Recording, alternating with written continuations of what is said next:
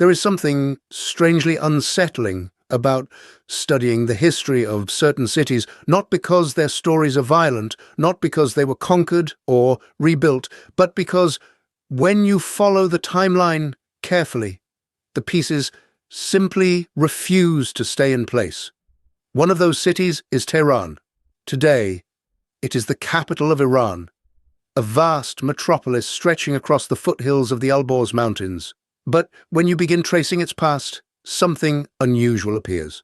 Because Tehran was not originally the great city. The ancient center of the region was another place entirely, a city called Rey. And if the historical record is accurate, Rey was once one of the most important cities in the entire region. Some sources claim it had hundreds of thousands of inhabitants. Others describe it as one of the best fortified cities of ancient Iran. Yet, today, Rey survives only as a fragment of Tehran's outskirts, a shadow of something that once existed. And when I first started reading about this transition, from Rey to Tehran, I expected a simple explanation. Cities rise, cities fall, history moves forward. But the deeper I looked, the more the story began to feel incomplete.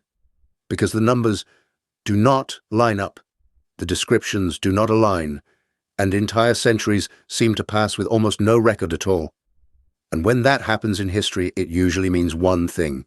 Something was lost, or something was rewritten. Long before Tehran became the capital of Iran, the dominant city of the region was Rey. Archaeological evidence suggests that people lived here for thousands of years. Some estimates push the earliest occupation back to around 4000 BC. For ancient standards, that is an extraordinary amount of continuity. Civilizations rose and fell across the Middle East during that time. Empires appeared and vanished. Yet, Rey remained. At different times, it was known by several names. Rey, Raga, Ragai, even Europos after Alexander the Great passed through the region. Each name marks a different layer of conquest and influence. And if we believe the historical accounts, Rey was once one of the great cities of the Iranian world. It was associated with the Median Empire. It appeared in Persian mythology. And at various times it served as a key trade hub between Central Asia and the Middle East. Some medieval sources even claim that 500,000 people lived there during its height. Now, Sesait, pause for a moment. 500,000 people. That is not a small ancient settlement.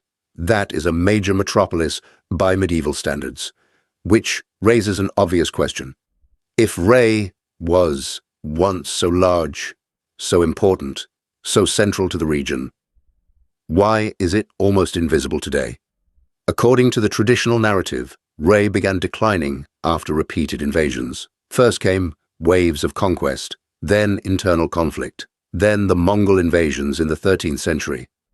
And this is where the story becomes strange, because the Mongols certainly destroyed cities. That part is historically well documented. But in the case of Rey, something unusual happened afterward. Instead of rebuilding the same city, a nearby settlement began to grow instead. That settlement was Tehran. At first it was little more than a town, a small cluster of homes and markets not far from the ruins of Rey. Travelers who visited the area during the 1600s described Tehran as modest, rural even. One European visitor estimated around 3,000 homes. That is not a capital city. That is a town. And yet, within a few centuries, Tehran would become the center of an entire nation. Which raises another question. Why did power shift from Rey to Tehran so completely? History offers explanations: strategic position, political decisions, trade routes. But if you look closely, the transition feels surprisingly abrupt. Almost as if the old city simply vanished from the narrative. In the late 18th century, Tehran became the capital of Iran. The decision was made by the Qajar ruler Aga Muhammad Khan. The official explanation is simple. Tehran was centrally located. It was easier to control the country from there. But something else happened after that decision. Tehran began expanding rapidly. Walls were constructed, palaces appeared, markets grew, and by the 19th century, the city began transforming into something much larger. This period is important for another reason, because it is during the late 1800s that photography begins documenting the city. And when you look at those early photographs, you see something interesting. Large structures, wide boulevards, complex architecture, buildings that look surprisingly mature for a city that was supposedly a modest town not long before. Now, to be fair, cities can grow quickly when they become capitals. Resources concentrate, governments build infrastructure. The population flows inward. But even then, the transformation of Tehran feels unusually rapid. It is almost as if the city jumped forward in development. And that is the moment where many historians begin focusing on modernization. But personally, when I look at the photographs from that period, I cannot help wondering something else. What exactly existed there before the cameras arrived? One of the strangest details in Tehran's historical narrative appears in the late 19th century. We are told that new city walls were constructed around the 1870s, massive fortifications, nearly 20 kilometers in length, and what makes them interesting is their shape, because the walls formed something very familiar to students of military architecture: a star fort pattern, angular defensive points, geometric layout, a style usually associated with Renaissance Europe. Now think about that for a moment. In the 1870s, during the Industrial Age, Tehran was allegedly rebuilding its capital city walls, not using modern designs, but using a fortress style that Europe had developed centuries earlier. That detail alone raises some fascinating questions. Were they copying European fortifications? Were older structures already there? Or were the walls part of a much older defensive system that had been modified? The official narrative does not dwell on the question, but when you see the maps and early photographs, it is difficult not to notice the pattern.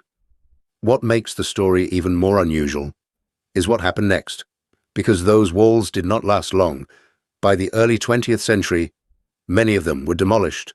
Urban modernization projects replaced older districts, new roads cut through ancient neighborhoods, entire sections of the city were rebuilt. This process accelerated during the early decades of the 1900s and again during the modernization programs of the mid-20th century. Old buildings disappeared. New structures replaced them, which is not unusual for growing cities. But what fascinates me personally is how often the same pattern repeats in historical capitals around the world. First, a city is described as ancient, then it is destroyed, then rebuilt, then modernized. And somewhere along that chain, pieces of the earlier story disappear, not through conspiracy, not through secrecy, but simply through time, demolition, and neglect. And once those physical structures vanish, the evidence of earlier chapters becomes much harder to reconstruct. Today, Tehran is one of the largest cities in the Middle East. Millions of people live there. Highways cross the city. Modern towers rise above older districts. But beneath the modern skyline lie thousands of years of history.